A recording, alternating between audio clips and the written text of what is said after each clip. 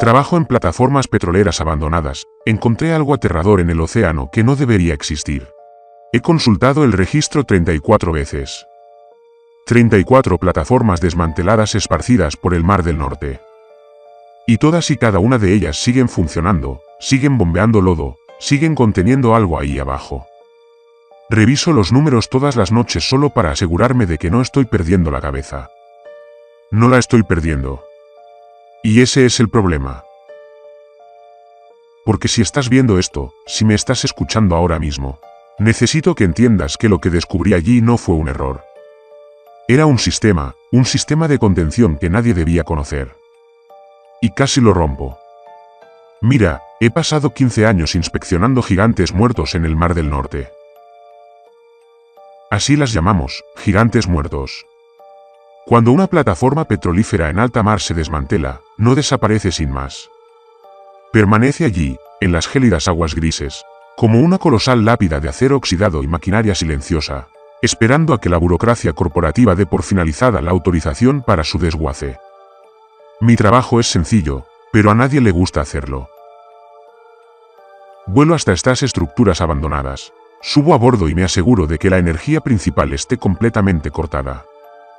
El presostato de protección está bloqueado permanentemente y la estructura en ruinas no se derrumbará sobre él. Equipo de rescate cuando lleguen. He dado mi visto bueno a docenas de estas plataformas fantasma a lo largo de mi carrera. Uno se acostumbra al silencio. Uno se acostumbra al frío penetrante. A lo que nunca te acostumbras es a una plataforma petrolífera muerta que aún respiraba. El tiempo esa mañana era, quiero decir, el típico gris miserable del Mar del Norte. Un cielo muy nublado que oprimía el océano, haciéndolo parecer crepúsculo, aunque apenas era mediodía. La niebla era demasiado espesa para un traslado en helicóptero, así que tuve que ir en una embarcación de apoyo hasta las coordenadas. Estaba sentado en la estrecha cabina, impregnada de humo diésel, de una pequeña lancha de transporte, tomando un café tibio mientras el capitán sorteaba el fuerte oleaje. El capitán se llamaba Daniel. Era un hombre precavido y supersticioso que llevaba 2 décadas navegando por estas aguas del norte. Y desde el momento en que dejamos tierra firme, dejó bien claro que odiaba tener que adentrarse en los sectores restringidos. Durante los últimos 20 minutos del trayecto, Daniel no me dirigió la palabra. Simplemente se dedicó a limpiar la condensación del interior del cristal de la cabina y a golpear con un dedo grueso y calloso la pantalla de su sonda. Me puse de pie, apoyándome en el mamparo mientras la lancha chocaba contra una ola particularmente violenta. Miré por encima de su hombro la pantalla digital. El sonar estaba cartografiando el fondo marino bajo nosotros, dibujando una línea verde irregular en la pantalla negra, pero la línea no era estable. Ondulaba, subiendo y bajando varios metros en lentas ondas rítmicas. Le dije a Daniel que solo era un fallo de software. Le expliqué que cuando la temperatura del agua baja bruscamente, se crean termoclinas, capas densas de agua fría que hacen que las señales acústicas reboten hacia el receptor demasiado pronto, dando la impresión de que el lecho marino se mueve. Es una anomalía mecánica común. La he visto cientos de veces en los registros de los sondeos. Daniel no apartó la vista de la pantalla. Simplemente negó con la cabeza lentamente. Me dijo que había navegado sobre esas líneas toda su vida y que provocaban estática en la pantalla, no un pulso regular. Señaló con el dedo la línea verde cambiante y afirmó con absoluta convicción que el fondo oceánico se estaba expandiendo y contrayendo físicamente. Dijo que parecía que el barro respiraba. No discutí con él. En este sector, uno aprende pronto que no se puede convencer a un marinero de que no tiene un mal presentimiento con lógica mecánica. Simplemente revisé los sellos de mi traje de supervivencia y recogí mi bolsa de equipo a través del cristal, empañado del parabrisas. La oscura silueta de la plataforma finalmente emergió de la niebla. Era enorme. Un laberinto imponente de estructuras de acero cubiertas de sal, pasarelas estrechas y señales de peligro decoloradas por el sol. Se alzaba sobre 4 enormes pilares de hormigón y acero que se hundían directamente en las aguas negras. Oficialmente, esta instalación había sido clasificada como seca y sellada hacía 10 años. El registro de la empresa indicaba que el pozo había agotado su vida útil, que las tuberías de perforación habían sido selladas con cemento y que la tripulación había sido evacuada. Se suponía que era una estructura hueca. Daniel acercó la cortadora al pilón de aterrizaje inferior. El océano se agitaba violentamente contra el hormigón, lanzando densas salpicaduras de espuma helada sobre la cubierta. Trasladarse de una embarcación a la escalera de la plataforma petrolífera con fuerte oleaje es la parte más peligrosa del trabajo. Hay que esperar a que la embarcación se eleve sobre la cresta de una ola. Cruzar el hueco y agarrarse a los peldaños oxidados antes de que la embarcación se hunda. Si se falla o se duda, uno queda aplastado entre el casco de acero del buque y el hormigón inamovible del pilón. Me encontraba al borde de la plataforma flotante, con el fuerte viento azotando mi chaqueta. Calculé el momento justo para que la ola rompiera. Esperé a que la cubierta alcanzara su punto máximo y me lancé al vacío. Mis pesadas botas de goma golpearon contra los peldaños metálicos de la escalera. Extendí la mano con mis gruesos guantes de neopreno y me agarré con fuerza al acero. Mi mano izquierda resbaló. No fue un resbalón catastrófico, solo lo suficiente para que mi corazón latiera con fuerza contra mis costillas. Recuperé el equilibrio y observé el peldaño que sostenía. No estaba resbaladizo por el agua de mar ni por las algas verdes. Estaba recubierto por una gruesa capa endurecida de material translúcido. Parecía savia o resina seca, turbia y amarillenta, que cubría el acero oxidado. Lo raspé con el pulgar endurecido de mi guante. Era duro como el hormigón, completamente calcificado. Mi instinto profesional me impulsó a catalogarlo de inmediato. Supuse que era epoxi industrial. A veces, cuando se desmantela una plataforma, los equipos de mantenimiento, por pereza, utilizan resinas químicas de alta resistencia para sellar rápidamente las microfracturas en las zonas de salpicaduras inferiores en lugar de soldar parches. Fue un trabajo chapucero y negligente, pero no era mi problema arreglarlo. Lo ignoré y comencé la larga ascensión por la escalera vertical de 18 metros hasta la plataforma principal. Al pasar por encima de la barandilla y pisar la plataforma de acero oxidado, desenganché la radio de onda corta de mi arnés y activé el micrófono.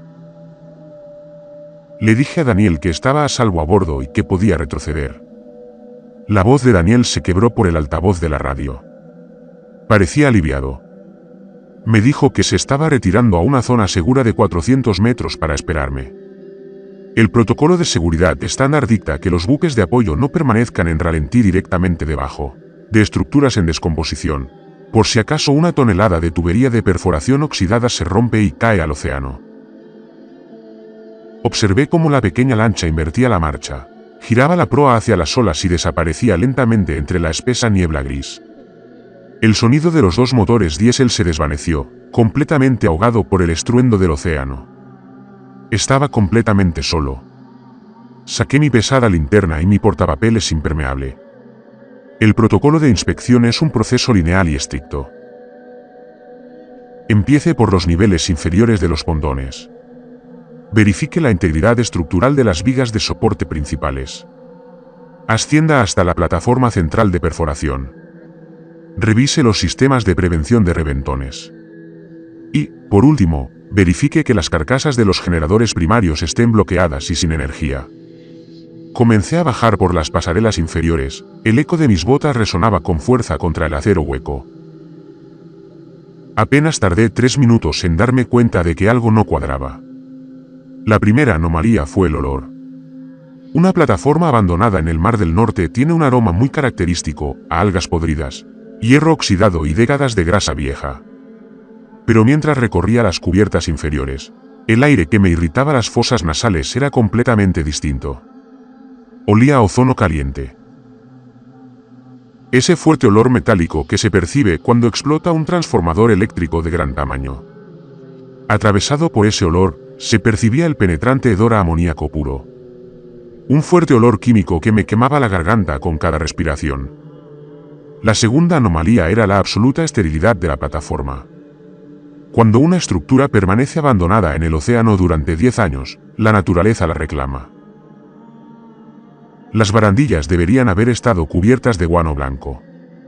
Las pasarelas deberían haber estado repletas de restos esqueléticos de peces dejados caer por las aves marinas, que anidaban. Los pilares inferiores deberían haber estado cubiertos de densos cúmulos de percebes y musgo marino.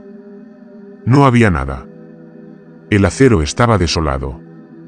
Iluminé con mi linterna las vigas superiores de la pasarela, buscando un nido de gaviota. Las vigas estaban vacías. Observé a través de la estructura metálica cómo el agua chocaba contra los pilares. El hormigón estaba completamente desprovisto de vida marina.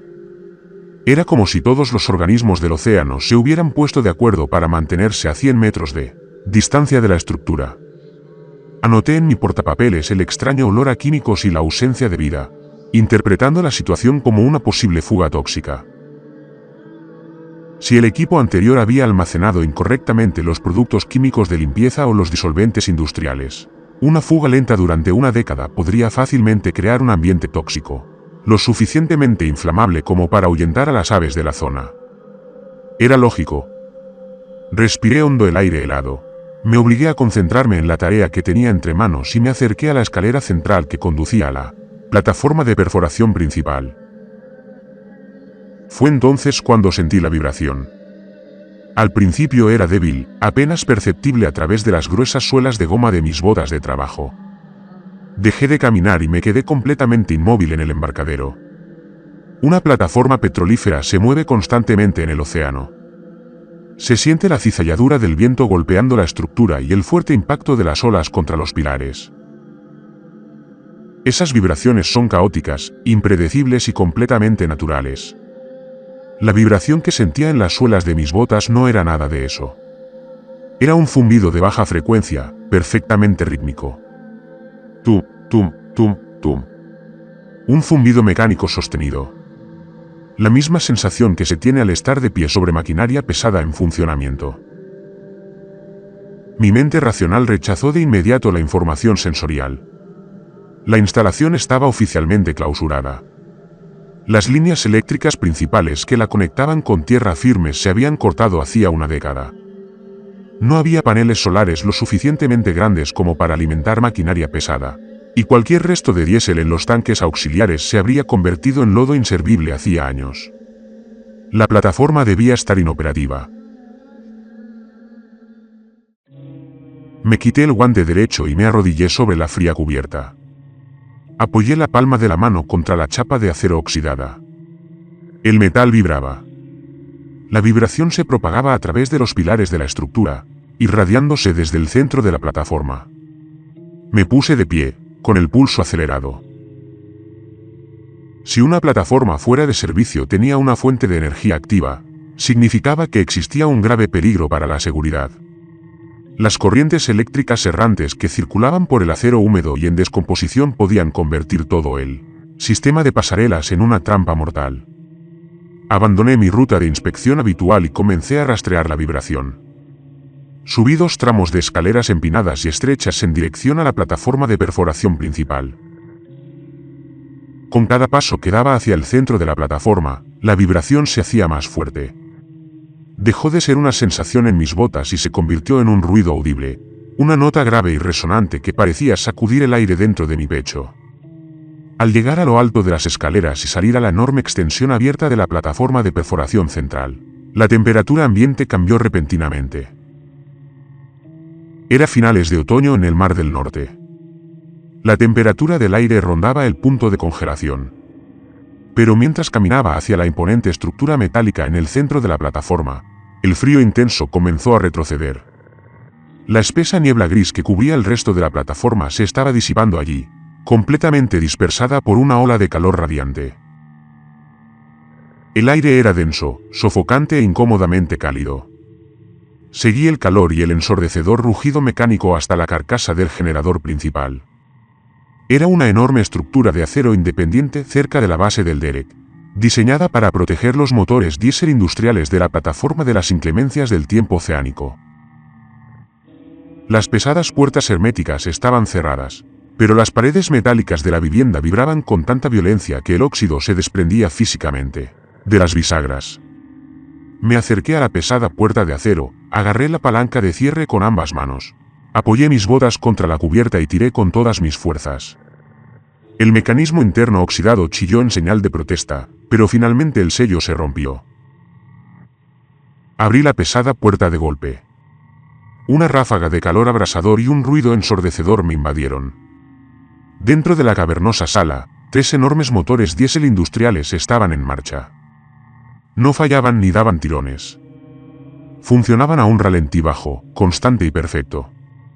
Las enormes correas giraban. Los colectores de escape brillaban con un rojo cereza apagado en la penumbra, y el estruendo de su funcionamiento me obligó a taparme los oídos.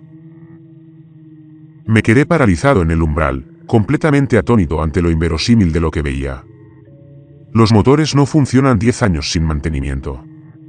Requieren lubricación constante, mantenimiento del filtro de aire y, sobre todo, una cantidad ingente de combustible. Saqué la linterna del cinturón y entré lentamente en la habitación sofocante. Necesitaba encontrar la fuente del combustible. Necesitaba encontrar el sistema automatizado que algún encargado negligente había dejado activado por accidente. Rodeé los bloques de hierro al rojo vivo que rugían y me acerqué al depósito principal de combustible, montado contra la pared trasera. El indicador de cristal en el lateral del enorme tanque estaba cubierto de polvo. Lo limpié con el pulgar. La aguja estaba firmemente apoyada en el tope inferior. El depósito estaba completamente vacío. Frunciendo el ceño, alumbré con mi linterna la gruesa manguera de admisión negra reforzada que conectaba la parte inferior del depósito vacío con el colector principal del motor. Seguí la manguera de goma a través del suelo metálico, a medio camino entre el depósito y el motor. La manguera de admisión se interrumpió bruscamente. Estaba cortada. No era un desgarro ni una rotura, sino un corte limpio y deliberado. Había un espacio de aire de 60 centímetros entre el extremo de la línea de suministro de combustible y la válvula de admisión del motor rugiente. No llegaba absolutamente nada de diésel a estas máquinas. Estaban completamente desconectadas de su fuente de combustible. Me quedé allí, bajo el calor sofocante, mirando la manguera rota mientras los enormes motores seguían ensordeándome con su rugido mecánico rítmico. Funcionaban a pleno rendimiento, haciendo vibrar la cubierta de acero bajo mis pies, quemando algo completamente distinto. Recorrí con la luz de mi linterna el borde cortado del grueso tubo de admisión de goma, buscando una derivación. En cualquier instalación industrial pesada, existen sistemas de respaldo, líneas de alimentación auxiliares de emergencia y depósitos ocultos. Me arrodillé sobre el suelo de acero, ignorando el calor abrasador que irradiaba el bloque del motor, y me arrastré bajo el colector de admisión, siguiendo con las manos el riel de inyección de combustible, sintiendo la intensa presión vibratoria de la máquina en funcionamiento.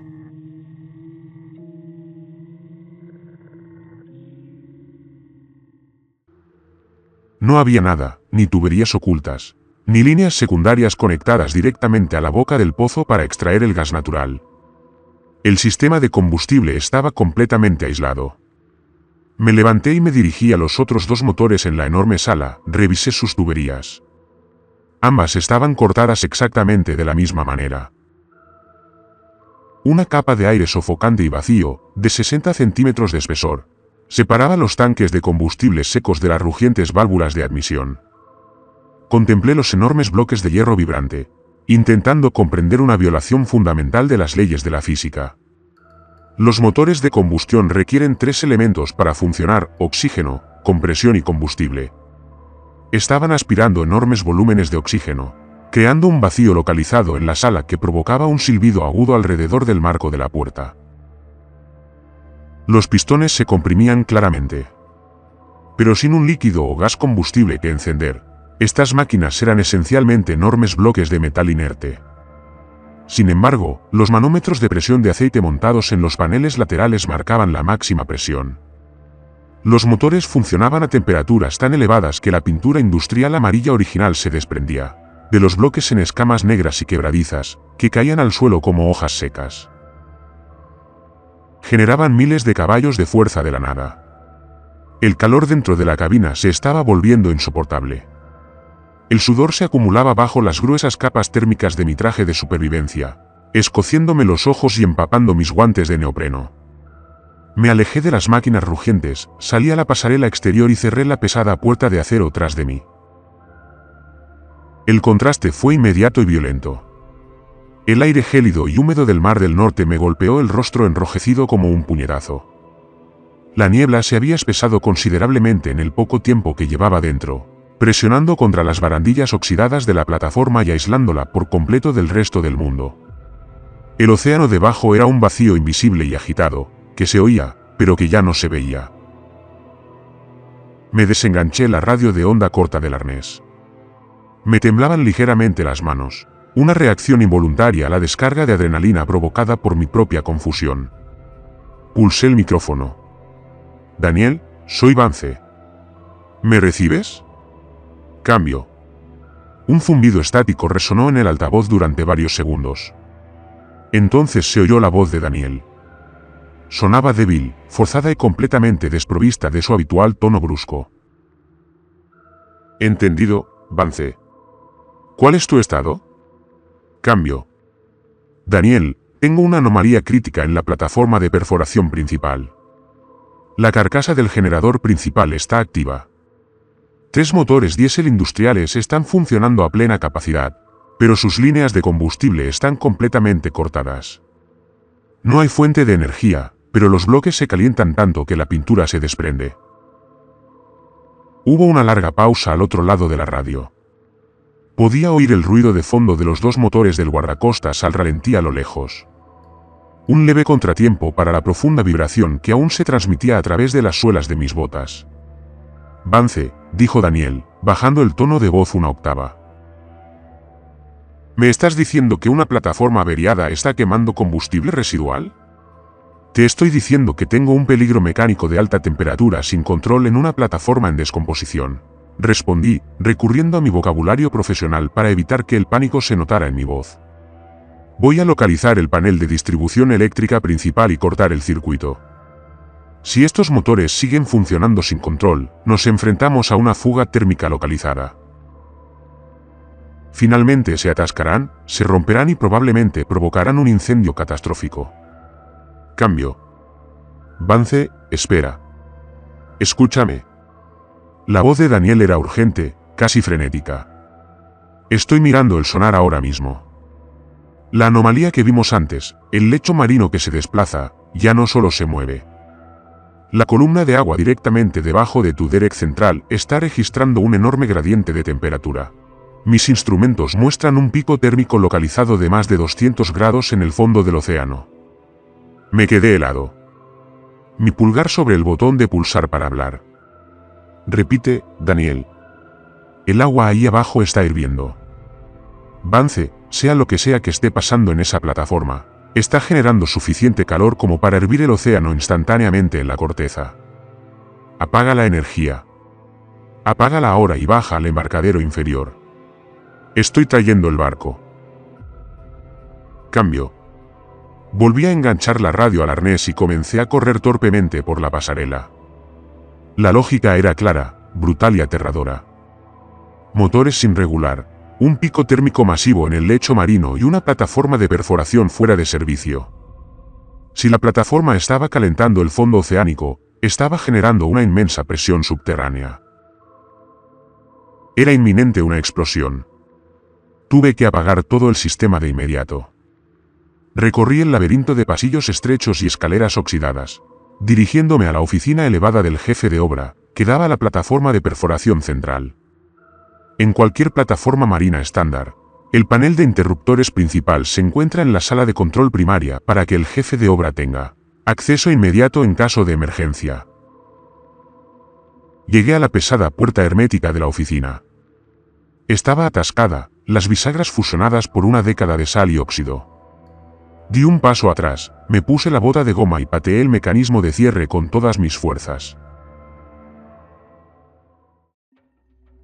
El metal oxidado chirrió, cedió y la puerta se cerró de golpe hacia adentro, estrellándose contra la pared interior.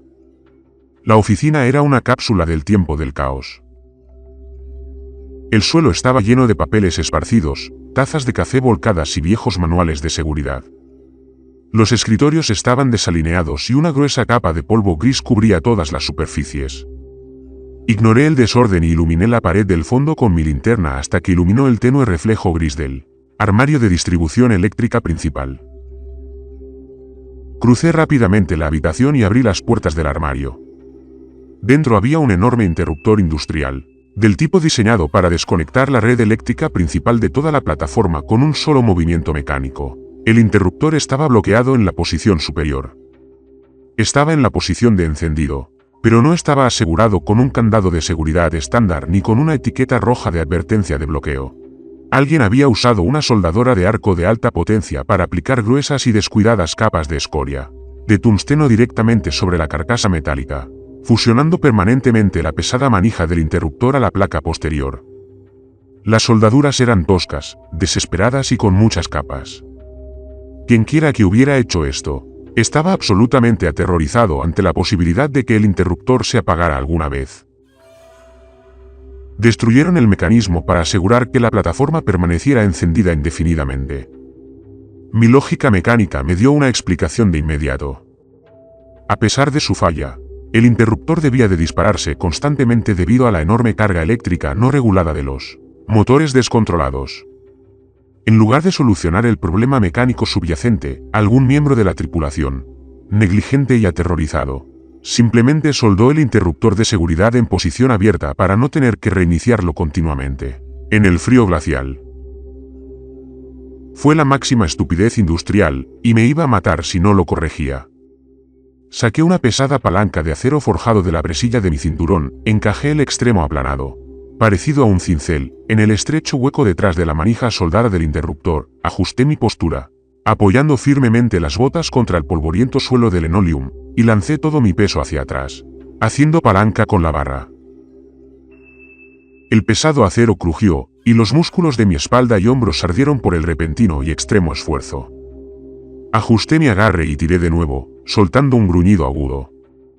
Con un sonido similar a un disparo, la frágil soldadura de tungsteno, de una década de antigüedad, se rompió. El pesado interruptor se soltó. Sin dudarlo, agarré la gruesa manija de plástico con ambas manos y la tiré hacia abajo hasta la posición de apagado. El fuerte chasquido mecánico del interruptor que cortaba el circuito resonó con fuerza en la pequeña oficina. Al instante, la profunda y resonante vibración que había estado recorriendo las suelas de mis botas cesó. Afuera, el rugido ensordecedor de los 3 enormes motores diésel cambió de tono, transformándose en un agudo y descendente zumbido, disminuyendo rápidamente a medida que los pesados volantes de hierro perdían su impulso imposible. El vino se convirtió en un murmullo gutural y profundo, para luego desvanecerse en un silencio absoluto. La repentina quietud era opresiva, casi sofocante. Los sonidos ambientales del océano rompiendo contra los pilares inferiores volvieron a mis oídos, pero se sentían distantes y huecos. La plataforma estaba finalmente muerta. Me quedé de pie en la penumbra de la sala de control, con el pecho agitado, secándome una espesa capa de sudor frío de la frente con el dorso del guante. Mi corazón seguía latiendo con fuerza, pero una oleada de profundo alivio profesional me invadió. Había neutralizado el peligro, interrumpido el circuito, detenido el sobrecalentamiento y evitado la explosión del equipo. Respiré hondo, con un escalofrío, y me dispuse a salir de la oficina. Transcurrieron 10 segundos de absoluto silencio. Entonces, un sonido como nunca antes había oído rasgó el aire helado. Un profundo y resonante gemido estructural que no provenía de la estructura de acero de la plataforma. Venía del fondo del océano, a cientos de metros bajo las turbulentas aguas negras, un sonido de inmenso movimiento geológico, una vibración gutural que se propagó por los enormes pilares de hormigón y sacudió violentamente toda la plataforma.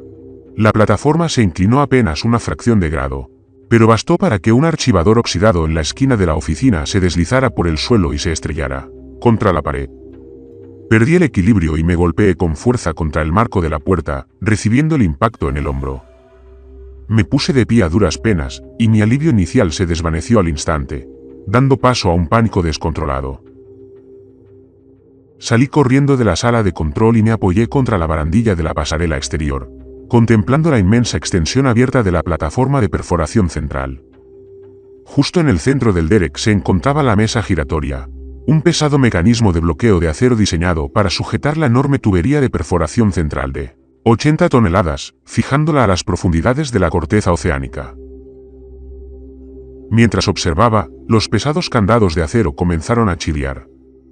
Un sonido ensordecedor y agonizante de metal rozando contra metal bajo una torsión imposible. Chispas brotaban de la mesa giratoria, cayendo sobre la cubierta de acero mojada. La enorme tubería de 80 toneladas se movía. No caía. Era empujada hacia arriba. La presión descomunal e incomprensible necesaria para levantar semejante peso muerto desde abajo desafiaba toda lógica. La tubería se deslizaba hacia arriba contra sus soportes, centímetro a centímetro, empujada por una inmensa fuerza catastrófica que emergía del lecho marino hirviente. La comprensión me golpeó con una claridad paralizante y estremecedora. Los motores no habían provocado el pico de temperatura. Lo habían estado combatiendo. Estaban alimentando una especie de sistema de contención masivo de circuito cerrado. Y al cortar la energía, eliminé lo único que mantenía atrapada esa presión imposible bajo la corteza. Di media vuelta y corrí de regreso a la sala de control. Me lancé contra el armario eléctrico abierto y agarré la pesada manija de plástico del interruptor principal. Necesitaba reactivar el circuito. Necesitaba forzar la conexión eléctrica. Tiré hacia arriba con todas mis fuerzas, con desesperación y desesperación. El pesado mango de plástico, ya debilitado y fracturado por la fuerza que había usado para romper las soldaduras, no pudo soportar la torsión inversa. Con un crujido agudo y espantoso, el metal interno se partió. El mango se rompió por completo en mis manos. Caí de espaldas sobre el suelo polvoriento, aferrándome a un trozo de plástico roto, inservible y dentado, mientras miraba fijamente el interruptor, ahora completamente seccionado. Un estruendo ensordecedor resonó en la sala de perforación, levantando el polvo del techo.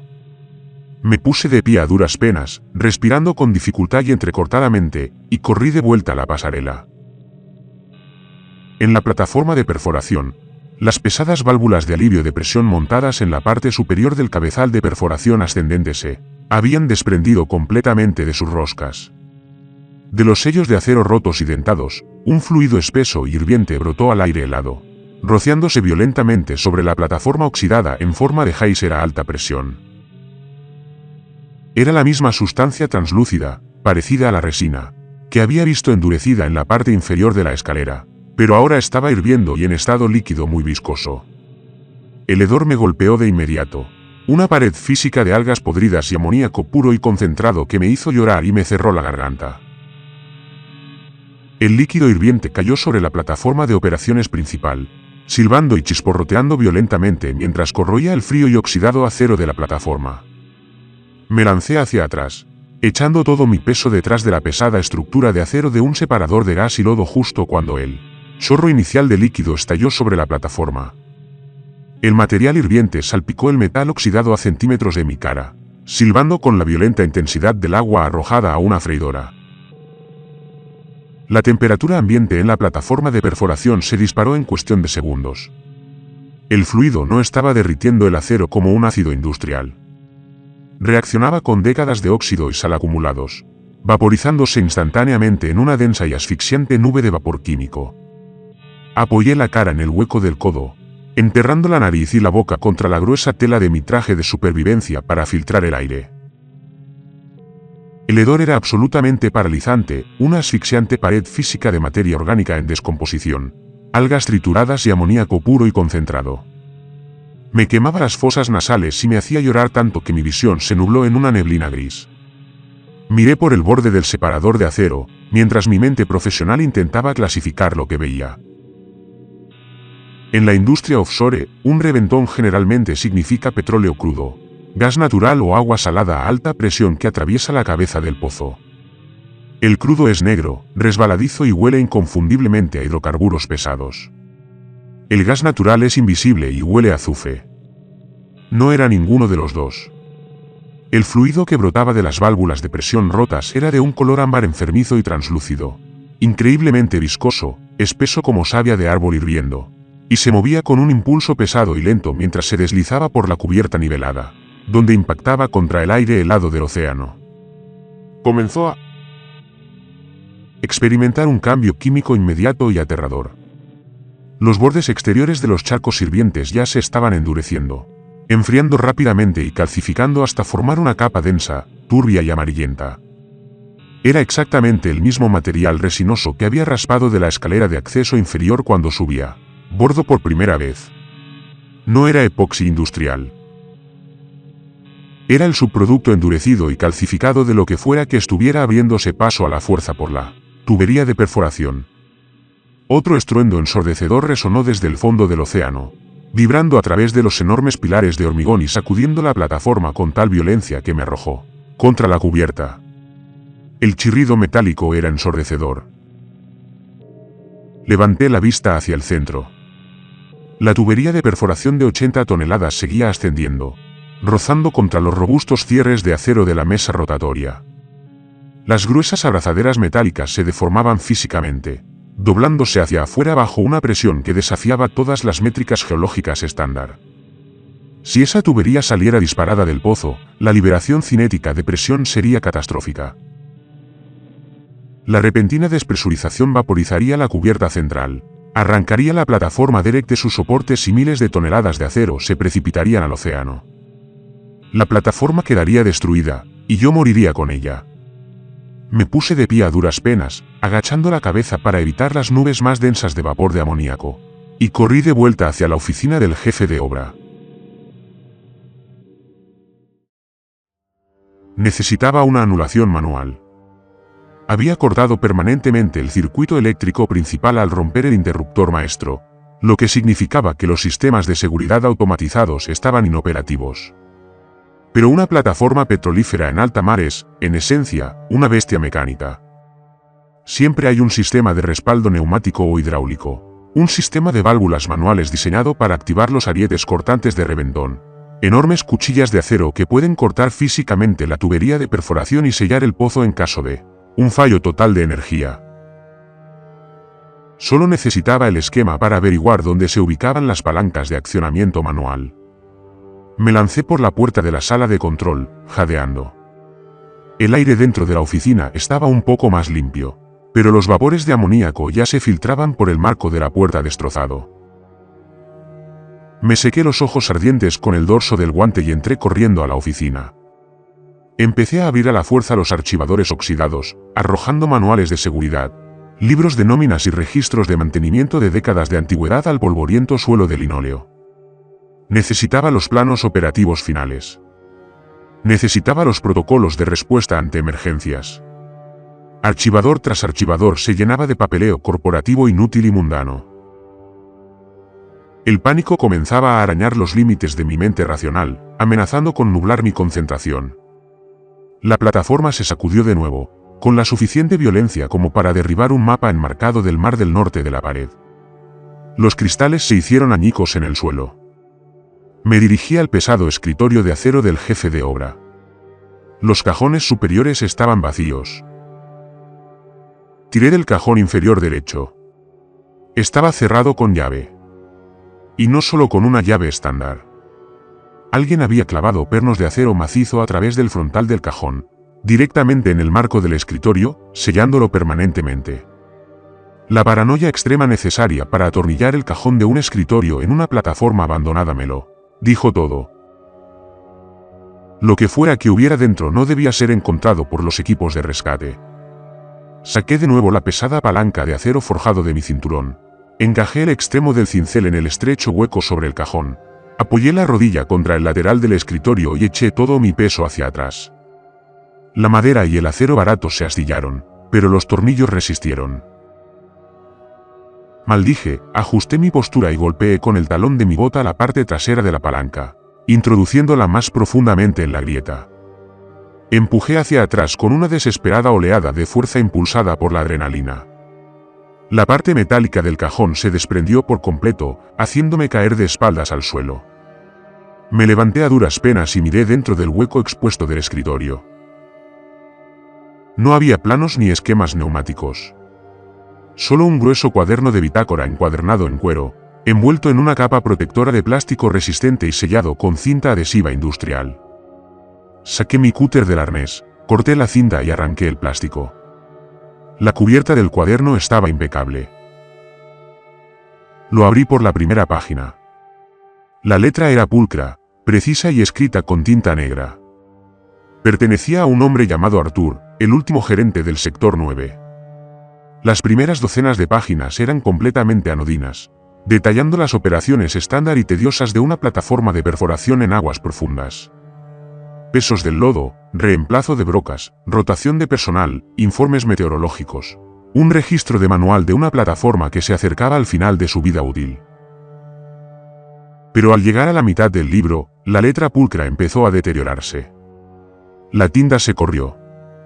Las frases se volvieron frenéticas y el vocabulario técnico se transformó en algo parecido a un terror puro y sin filtros.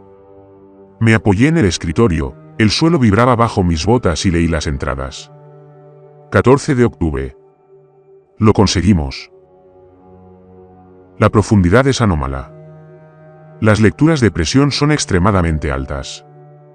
Los registradores de lodo pensaron que se trataba de un yacimiento masivo de gas natural, pero los análisis químicos son erróneos.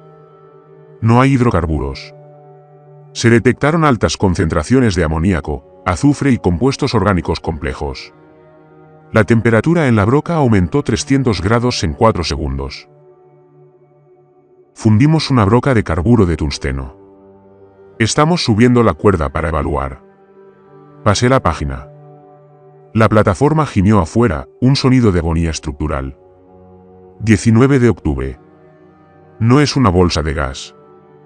La imagen del sonar está completamente distorsionada, pero las muestras del núcleo regresaron. Es biológico. No entiendo qué estoy viendo. Los geólogos del continente me dicen que es imposible. Pero las muestras no mienten. Perforamos hasta una capa biológica subterránea, una colonia estrófila. Es enorme. Abarca todo el sector bajo la corteza. Se alimenta del calor geotérmico que irradia el manto. Se me cortó la respiración. Volví a leer las palabras. Mi mente lógica libraba una batalla perdida contra la horrible realidad plasmada en la página. Una biosfera estereopile.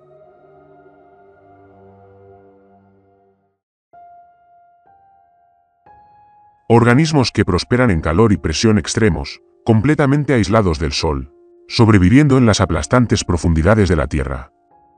Pero las bacterias no generan la presión necesaria para levantar una tubería de 80 toneladas. Pasé la página. La letra era ahora un garabato irregular y caótico.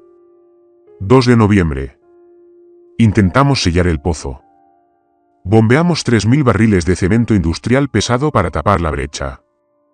No funcionó. La biomasa reaccionó a la intrusión. Es altamente ácida, altamente corrosiva e increíblemente agresiva. Devoró los sellos de cemento en cuestión de horas. Al perforar la corteza, le abrimos una vía de expansión. La repentina despresurización está provocando que la masa se hinche. Está empujando la tubería hacia arriba. Está intentando igualar la presión. 8 de noviembre. Los ejecutivos del continente han entrado en pánico. Están cortando todas las comunicaciones. Están clasificando oficialmente la plataforma como seca y desmantelada. Nos están abandonando. Nos dijeron que si retiramos la tubería y huimos, la masa se derramará en el océano y envenenará todo el Mar del Norte. La catástrofe ecológica y atmosférica resultante sería incalculable. Tenemos que contenerla. Pero no podemos sellarla. Lo único que la frena es el frío extremo. Cuando bombeamos lodo de perforación refrigerado por la tubería, el organismo retrocede. Se encoge ante las temperaturas gélidas. Salté páginas, mis ojos recorriendo las últimas páginas desesperadas. La comprensión de lo que había hecho me abrumaba como una ola gigante de agua helada. 12 de noviembre. Hemos construido una máquina perpetua, un sistema de supresión de circuito cerrado. Hemos redirigido los generadores principales para alimentar las enormes bombas auxiliares en los pontones inferiores. Hacen circular sin cesar lodo de barita tóxico y altamente refrigerado por la tubería de perforación, empujando la masa hacia abajo y manteniéndola confinada bajo la corteza. Cortamos las líneas de combustible externas y adaptamos los motores para quemar el metano y el amoníaco que el organismo expulsa. Mientras el organismo exhale, los motores tendrán combustible. Mientras los motores sigan funcionando, las bombas de lodo lo congelan. Es un círculo vicioso aterrador. La plataforma es la tapa. Si se corta la energía, el lodo deja de fluir. Si el lodo deja de fluir, la masa se calentará, se expandirá y hará estallar la plataforma. Que Dios nos perdone. La estamos dejando funcionando. El libro de registro terminó ahí. Me quedé mirando las páginas abiertas, con la mente repasando la catastrófica cadena de acontecimientos que acababa de desencadenar. La plataforma había estado funcionando a la perfección durante 10 años. Los motores averiados no representaban un peligro. Eran lo único que separaba el océano de una erupción biológica subterránea. Las tuberías de combustible cortadas fueron intencionales. El interruptor de circuito soldado era un mecanismo de seguridad desesperado para evitar precisamente lo que acababa de hacer. Al cortar la electricidad, detuve la circulación del lodo refrigerado. Le quité el freno a la bestia. La masa se estaba calentando, expandiéndose y subiendo por la tubería. Tiré el cuaderno de bitácora sobre el escritorio y saqué mi radio de onda corta del arnés. Pulsé el micrófono, mi pulgar presionó el botón con tanta fuerza que mi nudillo se puso blanco. «Daniel. Daniel, ¿me recibes? Necesito una respuesta inmediata. Cambio». El ruido estático silbó fuerte y agresivo. Entonces la voz de Daniel rompió el ruido. Estaba gritando. «Vance. Vance, ¿qué demonios hiciste ahí abajo? El sonar está fallando. La pantalla está completamente en blanco. Daniel, escúchame con mucha atención». Grité por encima del chirrido mecánico de la plataforma petrolífera. La anomalía en el sonar no es una termoclina. No es un fallo de software. El lecho marino no se está desplazando. Se está expandiendo. Hemos perforado una masa biológica presurizada y se está elevando. Tienes que dar la vuelta al barco ahora mismo. Daniel, toda la potencia y sal del sector. Cambio. No puedo. La voz de Daniel se quebró con un terror primigenio absoluto. Vance. El agua alrededor del barco. Está haciendo espuma. Está hirviendo, Vance. Las alarmas de temperatura en la sala de máquinas están gritando. El casco se está calentando. Hay una enorme corriente ascendente térmica que viene del fondo del océano. La corriente me arrastra hacia la plataforma. Tengo los aceleradores al máximo, pero no me muevo.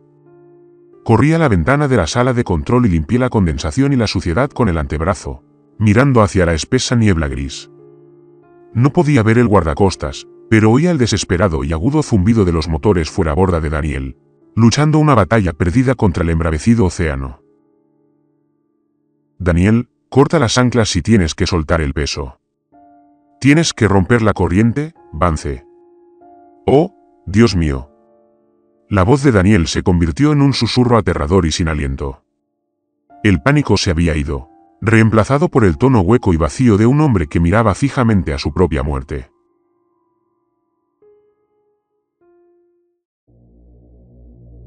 Vance, mira hacia abajo. Mira los pilones. ¿Qué? Daniel, háblame. ¿Qué ves ahí?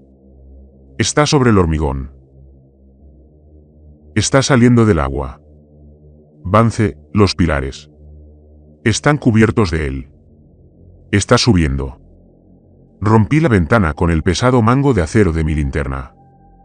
El cristal se hizo añicos hacia afuera, cayendo sobre la pasarela de abajo. Me asomé por la ventana, el viento helado y el vapor tóxico de amoníaco me azotaban la cara, y miré hacia abajo a través de la estructura metálica de la plataforma, hacia la superficie del océano. El agua se agitaba violentamente, formando una espesa espuma blanca que silbaba y humeaba al chocar con el aire helado. Pero no era el agua lo que me helaba la sangre. Eran los pilares de hormigón. Cuando llegué, las enormes columnas cilíndricas de soporte estaban completamente desnudas, desprovistas de vida marina. Ahora estaban cambiando. El hormigón desaparecía bajo una marea creciente de ámbar translúcido y enfermizo. Era la resina. La misma materia biológica espesa y viscosa que había brotado de la cabeza perforadora se filtraba por las microfracturas del lecho marino y ascendía por el exterior de la plataforma. No era solo líquido. Se movía con determinación. Gruesos y pesados tentáculos de la masa calcificada envolvían el hormigón, elevándose contra la fuerza de la gravedad. Se expandía, buscando el calor, buscando la superficie. El organismo consumía los cimientos de la plataforma. «Daniel», grité por la radio. «Daniel, abandona el barco. Ponte el traje de supervivencia y dirígete a las balsas salvavidas». «¿Entendido?» «Cambio». No hubo respuesta. Solo el fuerte y agresivo silbido de estática muerta. «Daniel, responde». «Cambio». Un fuerte crujido metálico resonó en el altavoz de la radio, seguido del aterrador sonido del agua corriendo y la fibra de vidrio desgarrándose. La transmisión se cortó con un chasquido electrónico seco. La radio se apagó por completo. Me quedé junto a la ventana rota, agarrando el plástico frío de la radio, mirando fijamente el océano embravecido. La cortadora había desaparecido. Daniel había desaparecido. Estaba completamente aislado. De repente, se activaron las alarmas automáticas de falla estructural. Las sirenas sonaban increíblemente fuerte. Un chillido rítmico y penetrante que atravesaba el rugido del océano y el chirrido de la tubería de perforación. La plataforma se inclinó una fracción de grado más. La estructura metálica bajo mis botas se dobló ligeramente. Las pesadas vigas de acero se deformaban bajo la presión asimétrica de la biomasa ascendente. Mi formación profesional, los 15 años de lógica mecánica calculada que habían definido toda mi carrera, me gritaban que buscara el punto más alto de la plataforma y esperara un helicóptero de rescate que sabía que nunca llegaría. Pero la cruda y brutal verdad del libro de registros se me había grabado a fuego en la mente. La plataforma era la tapa. Lo único que podía impedir que la masa destrozara la plataforma y se lanzara a la atmósfera era el lodo de barita tóxico y congelado. Y la única forma de que el lodo volviera a fluir era reiniciar manualmente las bombas auxiliares. Observé el esquema fijado a la pared junto a la puerta. Los generadores principales se encontraban en este nivel, pero las bombas de lodo industriales pesadas estaban ubicadas en la sección más baja de la plataforma, el nivel de los pontones. Un laberinto claustrofóbico e impermeable de tuberías y maquinaria pesada suspendido directamente sobre el océano embravecido. Para salvar la plataforma y tener alguna posibilidad matemática de supervivencia, tuve que descender hasta el mismísimo corazón de la bestia. Tuve que bajar a los niveles inferiores, oscuros, tóxicos e inundados. Sabiendo perfectamente que el organismo estaba trepando activamente por los pilares para encontrarse conmigo, volví a enganchar la radio averiada a mi arnés, ajusté las correas de mi pesada linterna, agarré con fuerza el frío acero forjado de mi palanca y salí de la oficina. La tubería de perforación chirriaba a mis espaldas, ascendiendo otro centímetro agónico.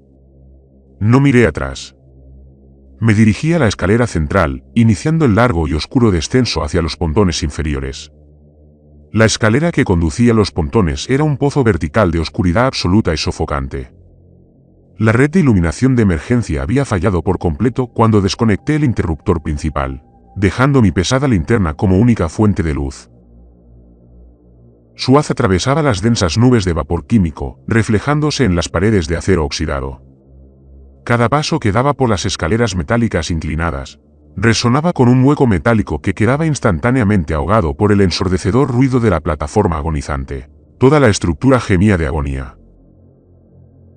Era el sonido de millones de kilos de acero desalineándose. Los pilares se doblaban bajo la presión asimétrica de la enorme entidad biológica que emergía del fondo del océano. Mantuve una mano firmemente agarrada a la barandilla metálica helada, mientras que con la otra usaba la palanca para comprobar la estabilidad de cada paso antes de apoyar todo mi peso. El descenso se hizo interminable. Las plataformas marinas están construidas como icebergs de acero. La mayor parte de su masa se encuentra oculta bajo la superficie del agua, alojada en los enormes pontones flotantes que mantienen la estructura a flote. Allí abajo, es una pesadilla claustrofóbica de tanques de lastre, tuberías hidráulicas y maquinaria de bombeo pesada. Un entorno diseñado para máquinas, no para hombres. Y en ese preciso instante, era un entorno que intentaba matarme. Al pasar el tercer rellano, la calidad del aire empeoró rápidamente. Los vapores de amoníaco ya no eran solo un olor desagradable. Eran una presencia física, un gas irritante que me quemaba la garganta. Y me quemaba las paredes de los pulmones con cada respiración. Me subí el grueso cuello del traje de supervivencia hasta la nariz y la boca, intentando filtrar el aire tóxico a través de la tela gruesa y empañada por la sal. Ofrecía muy poca protección. Me lloraban tanto los ojos que el haz de luz de mi linterna se fragmentó en una docena de halos borrosos. Tenía que parpadear constantemente, secándome las lágrimas con el dorso del guante de neopreno para poder ver las escaleras que tenía delante. La temperatura fluctuaba vertiginosamente. En un instante, atravesaba una ráfaga de aire marino helado y húmedo que entraba por las rejillas de ventilación exteriores. Al siguiente, una ola de calor abrasador y sofocante me inundaba, irradiando hacia arriba desde la masa que se expandía debajo. El organismo generaba una inmensa cantidad de calor a medida que crecía. Un horno biológico que intentaba compensar la gélida temperatura del océano. Finalmente llegué al final de la escalera. Bajé el último peldaño oxidado y pisé la pasarela principal del pontón de estribor. El suelo, con su pendiente, estaba sumergido en casi 30 centímetros de agua helada y turbulenta. El océano estaba penetrando la parte inferior del casco. Pero no era solo agua de mar que me mojaba las botas de goma. Mezcladas con la oscura y turbulenta corriente, se veían espesas y lentas cintas de un líquido ámbar hirviendo. La resina se filtraba a través de los mamparos dañados, silbando violentamente al entrar en contacto con el agua helada del océano. La reacción térmica resultante llenaba el estrecho corredor, parecido a un túnel, de vapor denso y cegador. Esperé hacia adelante, con el agua tirando con fuerza de mis piernas. La disposición del pontón era un laberinto de enormes tanques cilíndricos de lastre y gruesos haces de tuberías, de alta presión. Tuve que orientarme únicamente por memoria e intuición mecánica. La sala de bombas auxiliar se ubicaría cerca del eje central, diseñada para extraer el lodo de varita pesado de los tanques de almacenamiento y forzarlo directamente hacia arriba por la sarta de perforación principal. De repente, un crujido ensordecedor resonó en el espacio confinado. La plataforma se inclinó una fracción de grado más, y el suelo cedió bajo mis pies. Extendí los brazos, apoyándome contra una enorme tubería oxidada que recorría el mamparo. Un segundo después, una tubería de vapor a alta presión instalada en el techo se rompió. El metal, ya viejo, se partió bajo la inmensa tensión torsional de la plataforma que se doblaba. Un chorro de vapor invisible y sobrecalentado salió disparado de la tubería rota, cortando el aire a centímetros de mi cara. El sonido era como el de un motor a reacción a máxima potencia. Me arrodillé, sumergiendo la parte inferior de mi cuerpo en el agua helada y tóxica para evitar el rocío letal. Si el vapor tocaba mi piel expuesta, me quemaría la carne en una fracción de segundo. Avancé a gatas, arrastrando mi pesada bolsa de herramientas y la palanca a través del lodo turbulento, manteniendo la cabeza agachada bajo el chorro a presión. El pontón entero se estaba desintegrando. Las paredes se doblaban hacia adentro. Las pesadas placas de acero crujían y reventaban como plástico de burbujas bajo la fuerza aplastante de la biomasa en expansión en el exterior. El organismo envolvía el casco con sus gruesos tentáculos calcificados, comprimiendo la plataforma como una enorme pitón biológica. Me abrí paso a duras penas entre la tubería de vapor rota y me obligué a ponerme de pie, con los músculos ardiendo de agotamiento. Mi traje de supervivencia estaba empapado, pesado y helado contra mi piel. Pero la adrenalina que corría por mis venas mantenía a raya el frío. Avancé por el pasillo inundado, el haz de mi linterna atravesando la densa niebla de vapor y amoníaco. Finalmente, al final del estrecho pasaje, el pesado mamparo reforzado de la sala de bombas auxiliar emergió de la oscuridad. Una enorme puerta estanca asegurada por un robusto pestillo giratorio multipunto. Esperé hasta llegar a ella. Enganché mi palanca a mi aro de herramientas y agarré la rueda de cierre central con ambas manos. Apoyé mis botas contra la cubierta inundada y tiré. La rueda se negaba a moverse. La deformación estructural de la plataforma había pellizcado el marco de la puerta, inmovilizando la pesada puerta de acero. Maldije, escupiendo el amargo sabor a amoníaco de mi boca, y agarré la palanca de nuevo. Encajé el extremo del cincel en el estrecho hueco entre la puerta y el marco. Justo al lado de los pasadores de bloqueo, golpeé con la palma de la mano contra la pesada barra de acero, clavándola lo más profundo que pude, y eché todo mi peso hacia atrás. El metal chirrió. Tiré de nuevo, mi bota resbaló en el terreno sumergido. Con un chasquido metálico seco, el marco atascado cedió. Solté la palanca, agarré la rueda giratoria y la hice girar con fuerza. Los pesados pestillos se soltaron y abrí la puerta estanca. Crucé el alto umbral y entré en la sala de bombas, cerrando la pesada puerta tras de mí para bloquear el agua que corría y el silbido del vapor. El aire dentro de la sala estaba estancado, pesado y en absoluto silencio. Una enorme cámara de 2 pisos albergaba las pesadas bombas de lodo industriales triplex. Estas eran el corazón mecánico del sistema de supresión. Enormes bloques de acero diseñados para impulsar miles de galones de fluido de perforación denso y pesado hacia el interior de la Tierra a presiones aplastantes. Iluminé con mi linterna las imponentes máquinas. Estaban muertas, sus enormes pistones congelados. Caminé hacia la consola de control principal, mis botas chapoteando en un charco de agua estancada. Necesitaba accionar manualmente los arrancadores neumáticos para poner en marcha los motores diésel auxiliares. Pero al iluminar con mi linterna los colectores de admisión, sentí un nudo en el estómago. Las enormes válvulas de admisión de 30 centímetros que alimentaban las bombas con lodo de varita estaban completamente obstruidas, sepultadas bajo una gruesa capa endurecida de resina ámbar translúcida. El material biológico se había filtrado a través de las tuberías de retorno durante un pico de presión anterior. Se había endurecido formando una masa sólida similar al hormigón y había bloqueado por completo el flujo del lodo congelado. Las bombas estaban sin combustible. Aunque lograra arrancar los motores, simplemente crearían un vacío contra el sólido bloque de savia calcificada y se quemarían. Me acerqué, alzando mi linterna para inspeccionar la magnitud de la obstrucción. Necesitaba ver si podía romperla con mi llave inglesa. Pero cuando el haz de luz impactó contra el enorme cúmulo de resina endurecida, iluminó algo en lo profundo del ámbar amarillento y turbio. Me quedé paralizado. Se me cortó la respiración y una oleada de horror visceral me invadió, helándome más que el agua helada del océano. Suspendidas entre los enormes pilares endurecidos de resina biológica, había 2 figuras humanas. Estaban perfectamente conservadas, atrapadas como insectos prehistóricos en la savia de un árbol. Vestían monos de trabajo gruesos de color naranja descolorido. Sus rostros reflejaban un terror absoluto y agonizante. Sus bocas se abrían en gritos silenciosos, sus manos se alzaban, apretadas contra el interior de su tumba translúcida como si intentaran escapar. La resina había llenado cada rincón, amoldándose perfectamente a los contornos de sus cuerpos, congelándolos en sus últimos y desesperados instantes. Reconocí los logotipos bordados descoloridos en los bolsillos del pecho de sus monos de trabajo. Ingeniería del sector 9. Eran los hombres del libro de registro, los 2 ingenieros que se habían quedado atrás 10 años atrás.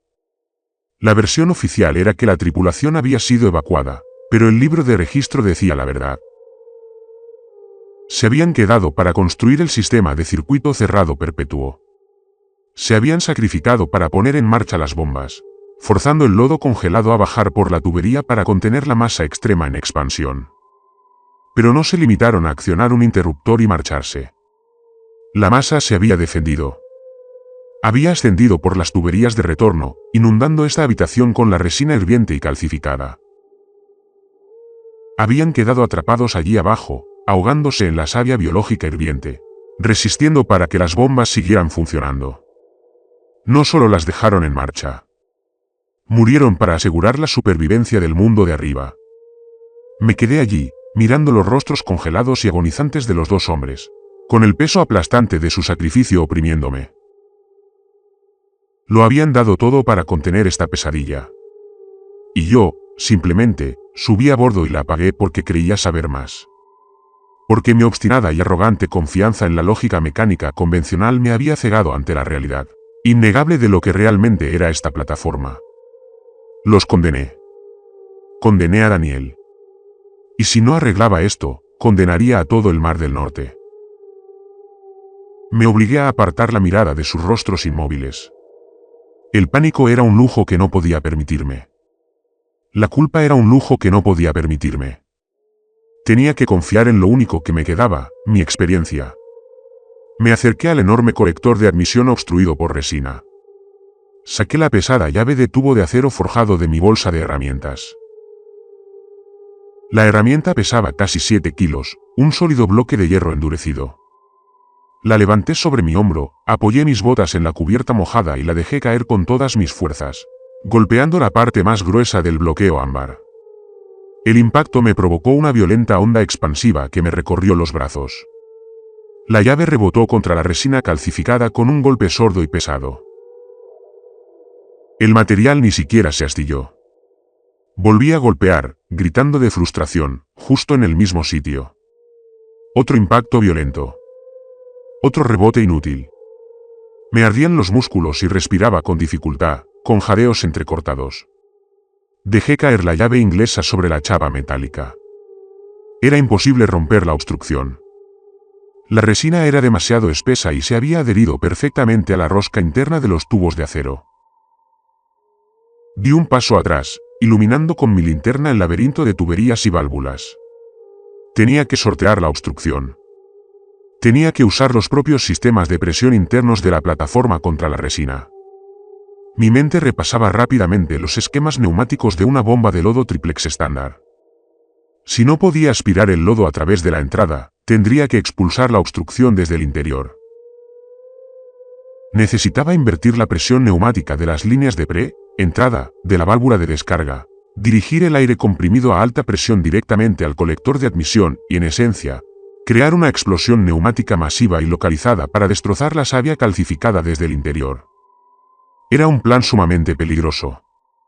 Redirigir aire a alta presión sin regular hacia una tubería dañada podría fácilmente provocar que el colector de acero se hiciera añicos como una granada de fragmentación.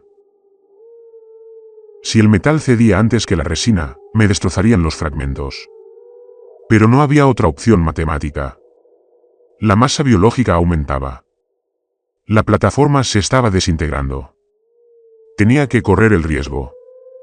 Me acerqué al panel de control neumático secundario, situado junto al mamparo del fondo, y limpié la capa de suciedad y condensación de los diales.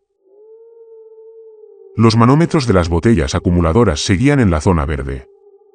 Los enormes tanques de aire comprimido, diseñados para cerrar de golpe los arietes en caso de emergencia, aún estaban completamente cargados. La energía potencial estaba ahí. Solo tenía que redirigirla manualmente. Tomé mi pesada linterna y comencé a seguir las gruesas mangueras de aire trenzadas de acero que iban desde los tanques acumuladores hacia la chimenea de protección contra explosiones. Encontré la válvula de unión principal. Estaba asegurada con tuercas de seguridad de acero macizo. Tomé la llave inglesa y apreté las pesadas mordazas contra la primera tuerca. Haciendo fuerza contra el mango, las roscas oxidadas me resistían milímetro a milímetro.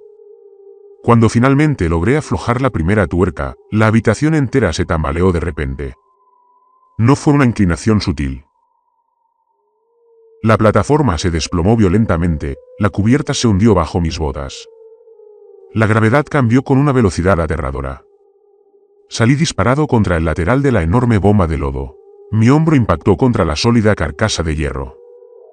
Mi linterna salió volando de mi mano, rebotando contra el suelo metálico y rodando hasta el charco poco profundo, su haz proyectando sombras salvajes y ondulantes sobre la imponente maquinaria. Por encima del estruendo del acero al doblarse, la alarma automática de fallo estructural de la plataforma alcanzó un nuevo tono ensordecedor. Un chillido continuo y penetrante indicaba que las patas de apoyo principales se estaban doblando. Los pilones de hormigón cedían bajo el peso aplastante de la biomasa en expansión. La plataforma comenzaba su colapso final en el océano. Me puse a gatas, la cubierta ahora tenía una pronunciada inclinación de 15 grados. Herramientas, tuberías sueltas y escombros se deslizaban por la habitación, chocando contra el mamparo del fondo. Miré hacia atrás, hacia la pesada puerta estanca por la que había entrado a la sala de bombas. Debido a la fuerte inclinación, la enorme puerta de acero se había cerrado de golpe. Me lancé hacia ella, trepando por la pendiente mojada, con las botas resbalando frenéticamente. Me arrojé contra el frío acero del mamparo, agarrando con ambas manos la pesada rueda giratoria de bloqueo. Intenté tirar de ella para girar los pestillos y forzar la puerta para abrirla de nuevo. La pesada rueda de acero no giraba. La deformación estructural del vehículo había comprometido por completo el marco de la puerta. El enorme mamparo de acero se había doblado hacia adentro, aplastando permanentemente la pesada puerta contra sus juntas. Apoyé ambas botas contra la pared, agarré la rueda y tiré con una desesperada oleada de fuerza primigenia. Grité, tirando hasta que sentí que los músculos de mi espalda se desgarraban. Con un crujido metálico y seco, el eje central de la rueda giratoria se partió por completo. Caí hacia atrás, rodando por la cubierta inclinada, aferrándome a la pesada e inútil rueda de hierro, y me estrellé contra la base de la bomba de lodo. Me quedé sin aliento de repente. Estaba atrapado, encerrado en una caja de acero hermética en el fondo de una plataforma petrolífera que se hundía y agonizaba. Me incorporé apoyándome en los codos, tosiendo, con el pecho agitado. La alarma de fallo estructural seguía sonando con fuerza. Miré hacia abajo, a la pendiente metálica del suelo. A través de las rendijas del acero, pude ver el agua oscura y turbulenta en el espacio de construcción, pero ya no estaba vacía. Gruesos y pesados filamentos de resina ámbar translúcida e hirviente se abrían paso a través de las placas del suelo. La biomasa había traspasado el casco inferior. Se filtraba en la sala de bombas, siseando y humeando mientras me envolvía las botas, expandiéndose, trepando y buscando calor. Observé el espeso lodo ámbar burbujeando a través de la gruesa estructura de acero. Se movía con una determinación lenta y aterradora, expandiéndose hacia afuera como una entidad viva. La temperatura ambiente en la sala de bombas sellada se disparaba.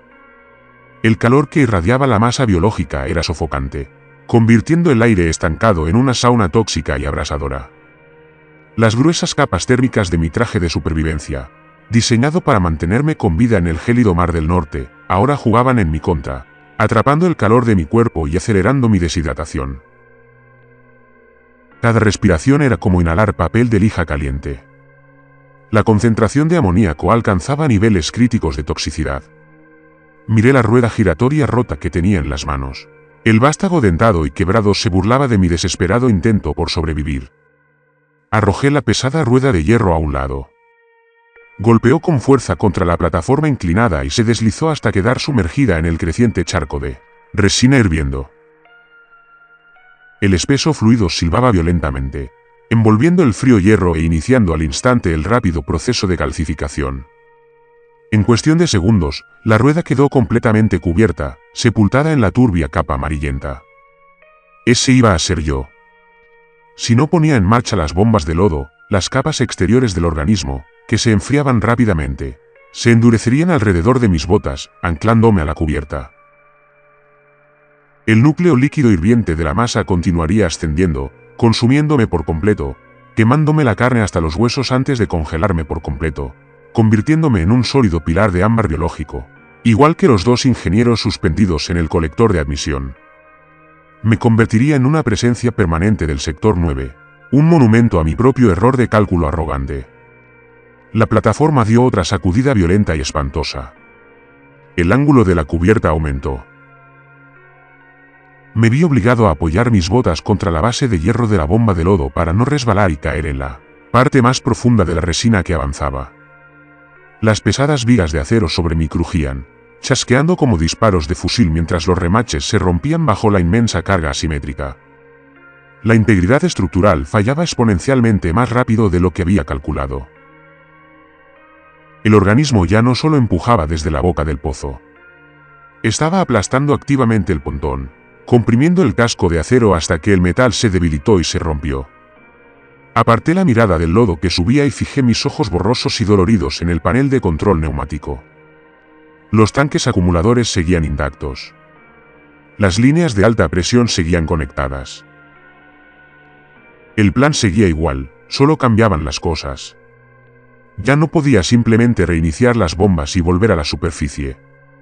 Tenía que despejar la obstrucción, arrancar los enormes motores diésel auxiliares y enfrentarme al lodo de varita helado. Todo esto mientras estaba atrapado dentro de un ataúd de acero que se hundía. Tuve que realizar una maniobra de derivación neumática altamente peligrosa con una llave inglesa en la oscuridad, en una pendiente de 30 grados, mientras respiraba gases tóxicos. Me temblaban las manos violentamente. Apreté los puños, clavándome las uñas en las palmas a través de los gruesos guantes de neopreno, reprimiendo el pánico y concentrándolo en un nudo apretado en el estómago. No podía dejar que el terror me paralizara. Era inspector de estructuras. Sabía cómo funcionaban esas máquinas. Conocía los puntos de ruptura del acero, las tolerancias de presión de las válvulas, y la secuencia exacta de acciones mecánicas necesarias para reactivar el sistema. Solo tenía que sobrevivir el tiempo suficiente para llevarlas a cabo. Tomé mi pesada linterna del charco. Su haz parpadeaba débilmente mientras las baterías protestaban por el fuerte impacto. Sujeté firmemente el haz bajo mi brazo izquierdo, apuntando hacia la válvula de unión principal de las líneas de preinyección de la explosión. Tomé mi pesada llave inglesa, las mordazas de hierro endurecido se sentían frías y seguras en mi mano. La resina seguía subiendo, el calor me quemaba la gruesa goma de las botas. Las sirenas automáticas continuaban emitiendo su ensordecedora advertencia. Una cuenta regresiva implacable hacia el colapso total de la plataforma. Le di la espalda a la puerta estanca cerrada con llave. Apoyé el hombro contra la vibrante carcasa de hierro de la bomba de lodo averiada y levanté la llave inglesa, hacia las tuberías de alta presión. No había salida. El único camino era a través de la máquina. Di un paso hacia el panel de control neumático secundario, mis botas resbalando violentamente contra la pronunciada inclinación de 15 grados de la cubierta de acero mojada. La temperatura ambiente dentro de la sala de bombas sellada había superado con creces cualquier límite que un cuerpo humano pudiera soportar. Mi traje de supervivencia, diseñado con gruesas capas térmicas para retener el calor corporal en las gélidas aguas del Mar del Norte, ahora me estaba asfixiando desde dentro. Mi visión se nublaba con manchas oscuras y pulsantes, y los bordes de la habitación se difuminaban en una neblina distorsionada y brillante por el calor. Cada bocanada de aire que llenaba mis pulmones sabía a ácido de batería y algas podridas. La resina biológica se acumulaba en la parte inferior de la sala, ascendiendo por la base de hierro de la enorme bomba de lodo. Las sirenas estructurales automatizadas resonaban con fuerza desde los mamparos. Un chillido continuo y penetrante, tan fuerte que sentía las ondas sonoras vibrar contra mis dientes. La plataforma estaba colapsando. Los pilares de hormigón se doblaban bajo el aplastante peso de la masa estereopilosa, y me arrastraba con ella. Llegué a los tanques acumuladores. Eran enormes botellas cilíndricas de acero sujetas verticalmente al mamparo, que contenían aire comprimido a 3000 libras por pulgada cuadrada. En operaciones estándar, estaban diseñadas para accionar los arietes cortantes de los sistemas de reventón, almacenando suficiente energía cinética para atravesar una gruesa tubería de perforación con cuchillas de acero macizo en una fracción de segundo. Necesitaba controlar esa violenta furia neumática. Levanté mi pesada llave inglesa, cuyo hierro endurecido se sentía increíblemente pesado en mi mano exhausta, y apreté las mordazas dentadas contra la válvula de unión principal de la gruesa manguera de aire trenzada de acero. La pesada tuerca de bloqueo de acero estaba completamente fundida, soldada a la rosca por una década de corrosión salina, humedad ambiental y abandono absoluto. Apoyé mi bota derecha contra la vibrante carcasa de hierro de la bomba de lodo. Agarré con ambas manos el pesado mango de la llave inglesa y dejé caer todo mi peso corporal. El metal chilló, un sonido agudo y desgarrador de acero retorcido que se abrió paso entre el rugido ensordecedor de la máquina averiada. Pero la tuerca no giró. Grité, un sonido crudo y gutural de pura frustración, tirando hasta que sentí que los músculos de mis hombros y la parte superior de mi espalda se desgarraban del hueso. Sentí el sabor a cobre caliente en la garganta, cambié de postura en la plataforma inclinada, coloqué mi hombro derecho justo debajo del mango de hierro de la llave inglesa y empujé hacia arriba con las piernas, usando los grupos musculares más grandes de mi cuerpo para aplicar la fuerza mecánica. Con un sonido similar al de un disparo de alto calibre, las roscas oxidadas se rompieron y la pesada tuerca de acero se aflojó. Dejé caer la llave inglesa. La pesada herramienta resonó contra la pendiente y se deslizó hacia el charco hirviente de resina translúcida. Giré la tuerca fracturada frenéticamente con mis gruesos guantes de neopreno, ignorando los bordes afilados e irregulares del metal roto que desgarraban la goma gruesa. En el instante en que se rompió el sello, un chorro de aire a alta presión salió disparado de la microfisura, provocándome un corte superficial y ardiente en el dorso de la mano izquierda. Cerré la válvula de ventilación con la palma de la mano, luchando contra la inmensa presión localizada, y arranqué con fuerza la pesada manguera tensada de acero del colector. La gruesa manguera se agitaba en mis manos como una serpiente moribunda y aterrorizada, expulsando aire comprimido con un rugido ensordecedor que levantaba el polvo de las vigas del techo. Tuve que sujetarla contra mi pecho, rodeando con ambos brazos la gruesa y rígida goma para evitar que la pesada boquilla de latón se moviera bruscamente y me destrozara el cráneo. Volví a dirigirme hacia el colector de admisión principal de las bombas de lodo triples. La enorme tubería de acero de 30 centímetros estaba completamente obstruida, sepultada en la resina ámbar calcificada.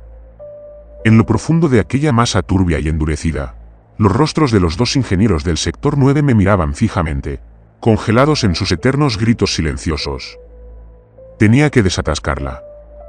Tenía que inyectar 1360 kilos de presión neumática directamente en el centro de aquel hormigón biológico y destrozarlo desde dentro. Pero no había una conexión mecánica segura. La brida de admisión estaba completamente cubierta de savia endurecida. No podía enroscar la manguera de alta presión en el tubo. Tendría que sujetarla con mi propia fuerza. Sabía perfectamente lo que eso significaba. Mis 15 años de lógica mecánica me permitieron comprender la cruda realidad de la situación en una fracción de segundo. Si presionaba la manguera de alta presión contra la obstrucción sólida y abría la válvula del acumulador, el retroceso sería catastrófico. Las leyes de la física dictan que el aire comprimido buscará instantáneamente el camino de menor resistencia. Si la resina no se hubiera fragmentado inmediatamente al impacto, la fuerza cinética del aire rebotaría directamente en mis manos, aplastando los huesos de mis dedos y posiblemente arrancándome los brazos por completo de las articulaciones de los hombros. Pero el charco de lodo hirviente y translúcido estaba ahora a centímetros de mis botas, siseando violentamente mientras consumía la mitad inferior de la sala de bombas. El calor que irradiaba del suelo era cegador. La plataforma dio otra sacudida violenta y espantosa. La cubierta se inclinó otros 5 grados hacia el océano embravecido. Los pesados remaches de acero del techo comenzaron a estallar como metralla, dejando caer afilados fragmentos de metal retorcido sobre la masa biológica ascendente. No había tiempo para dudar.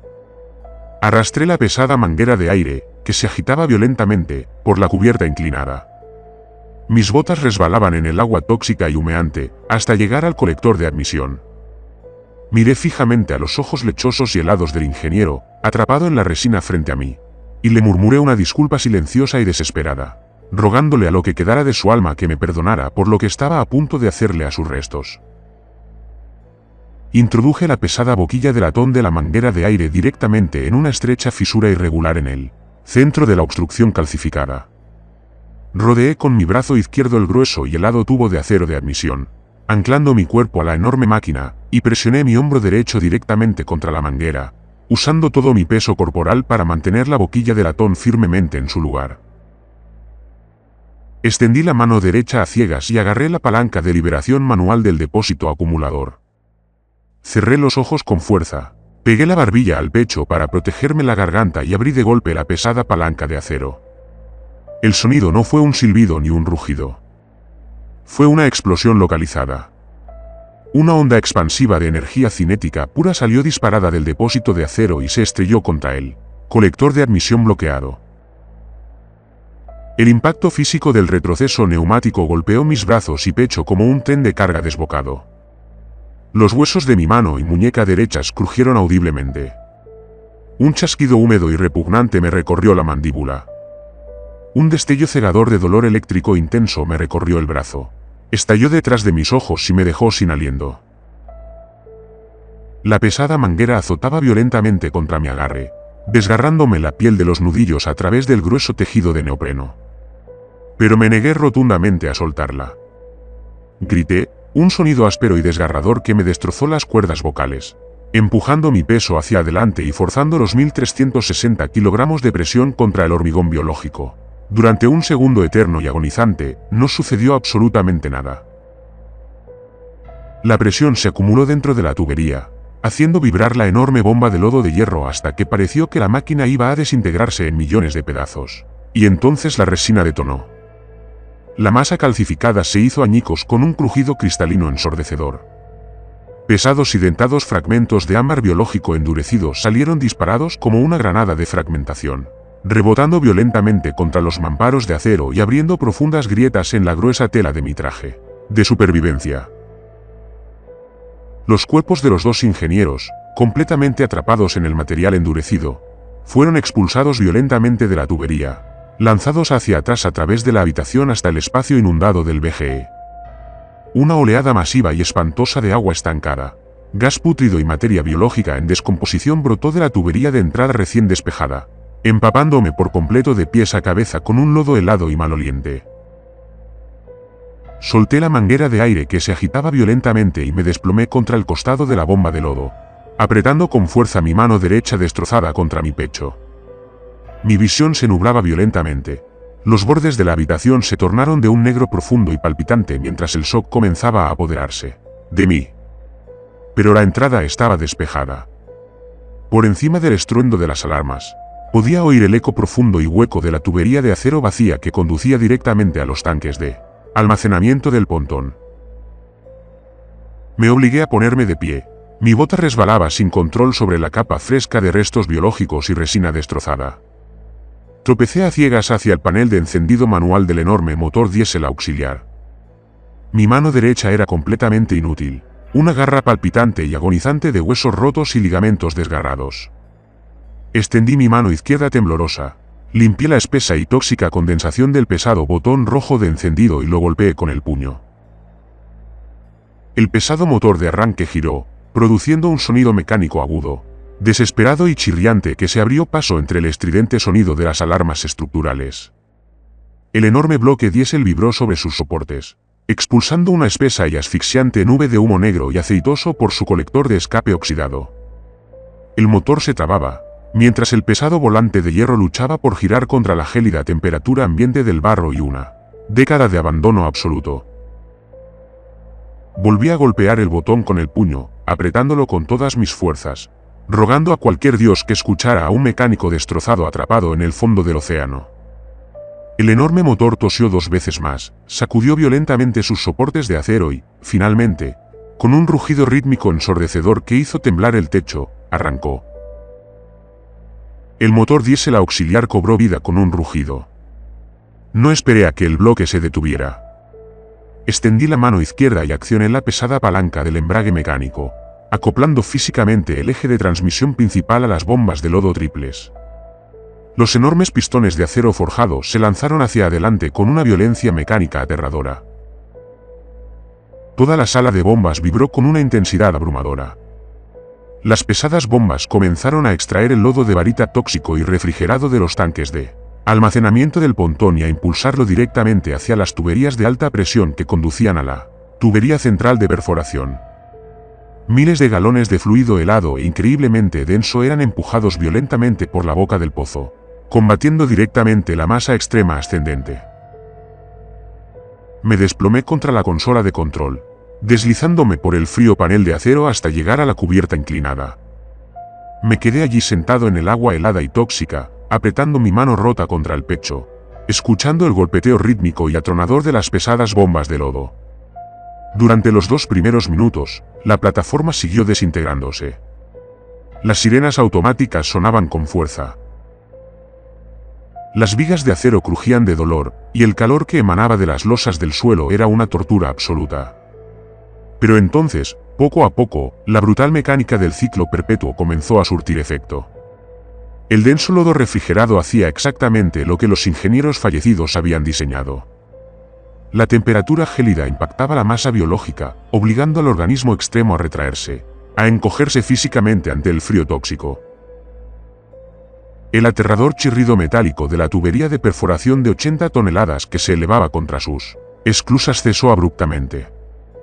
La violenta inclinación asimétrica de la plataforma se detuvo.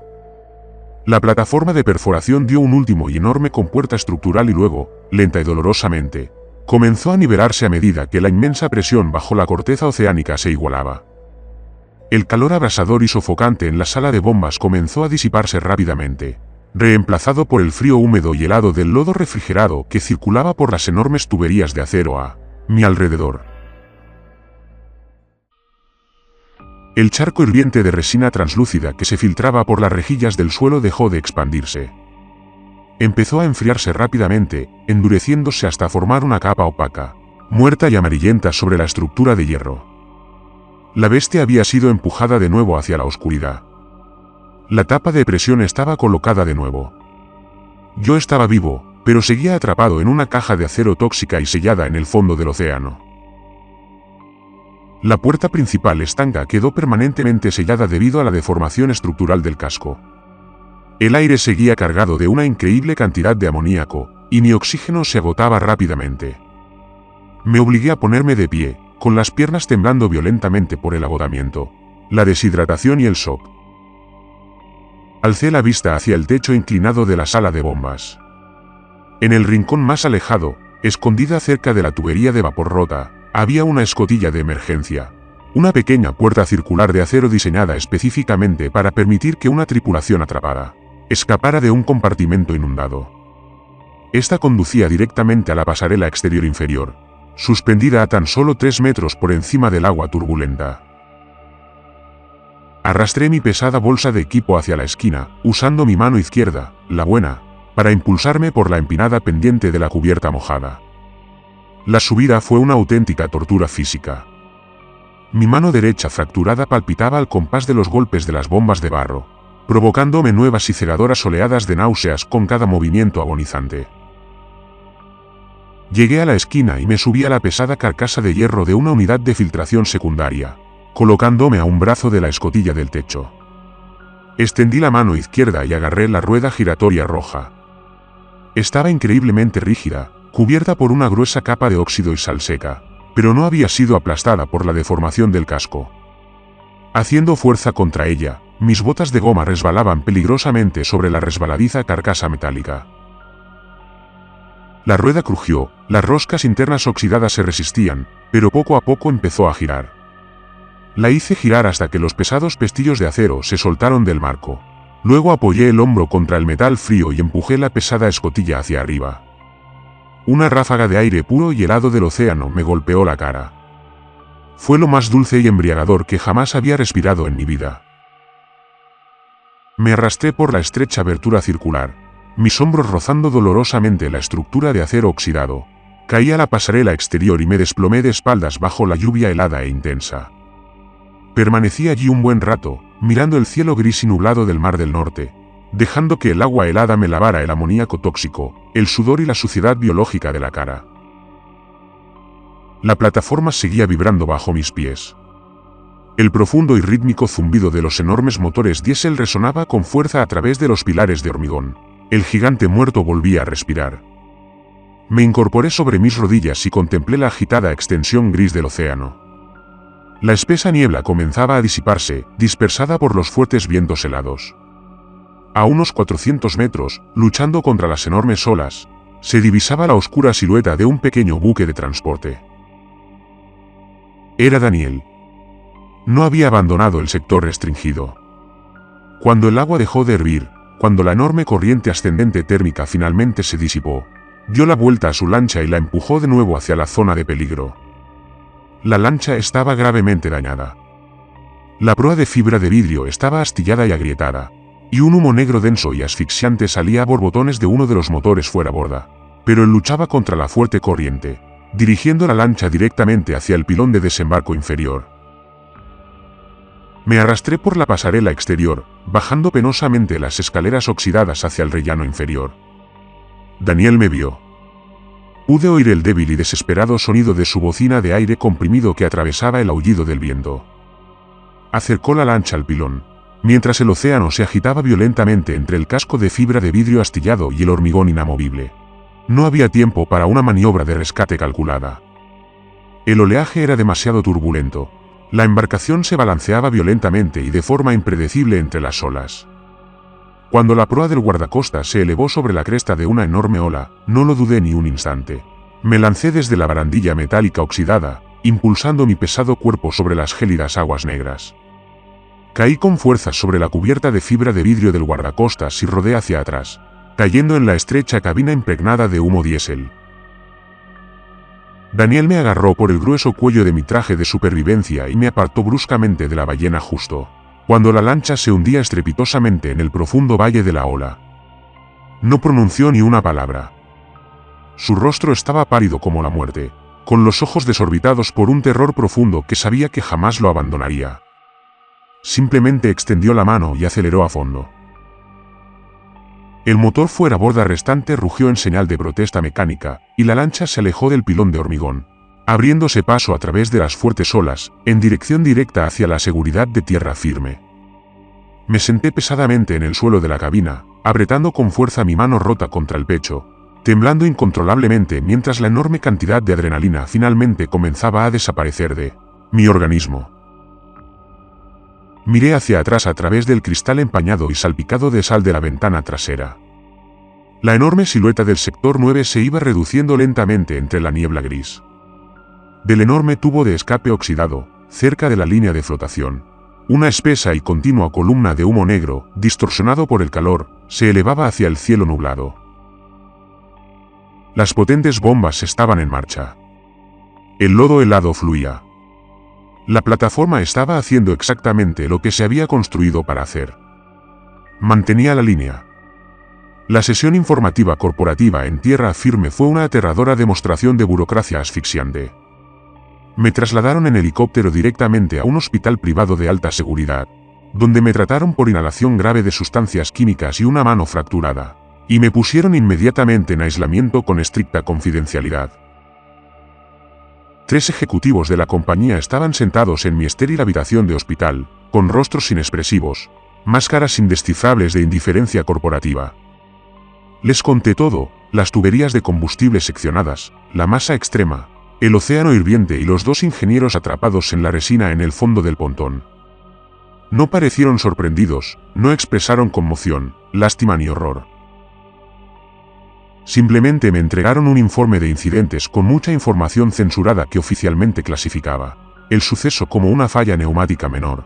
Me deslizaron un cheque de indemnización enorme que me cambió la vida sobre la mesa de acero inoxidable y me dijeron que mi carrera de 15 años en inspección en alta mar había terminado oficialmente. Me dijeron que el sector 9 era seguro y que jamás debía volver a hablar de ello. Tomé el dinero, me marché, compré una casa tranquila y aislada a kilómetros del océano, intentando desesperadamente enterrar los recuerdos bajo las rutinas mundanas de la vida civil. Pero la lógica mecánica que había definido toda mi existencia se negaba a dejarlo ir. Las cuentas simplemente no cuadraban. Si una sola masa estrofílica localizada requería que toda una plataforma marina funcionara perpetuamente, solo para mantenerla suprimida, ¿cuál era la verdadera magnitud de la amenaza biológica bajo la corteza? Una noche, sentado solo en mí. Sentado en la mesa de la cocina, con la fuerte lluvia azotando las ventanas, abrí mi computadora portátil. Inicié sesión en la red satelital corporativa encriptada, utilizando un conjunto de antiguas credenciales de seguridad eludidas que había mantenido ocultas en una unidad flash. Accedí al registro maestro de los sectores marinos del Mar del Norte y obtuve las coordenadas geográficas exactas de cada una de las plataformas de perforación en aguas profundas que la compañía había clasificado oficialmente como secas, selladas y desmanteladas en los últimos 20 años. El mapa digital se llenó de marcadores rojos brillantes. Había 34 enormes lápidas oxidadas esparcidas por la gélida extensión gris del océano. Abrí el subdirectorio de los registros de consumo eléctrico regional y ejecuté un análisis de diagnóstico de la telemetría satelital para cada una de esas coordenadas. La barra de carga giraba en la pantalla, iluminando mi oscura cocina con una luz pálida y fría. Los resultados aparecieron en una larga lista digital que se desplazaba sin cesar. Me quedé mirando los números, con la sangre helada, más fría que el agua en el fondo del pontón. Las cifras eran irrefutables. La verdad era absoluta y aterradora. Cada una de esas 34 plataformas desmanteladas estaba consumiendo una enorme carga eléctrica continua. Todos estaban quemando combustible. Todos estaban expulsando lodo. Cerré la computadora portátil. El rítmico golpeteo de la lluvia contra el cristal sonó de repente exactamente como el pesado latido mecánico de un enorme motor diésel. Todos seguían funcionando.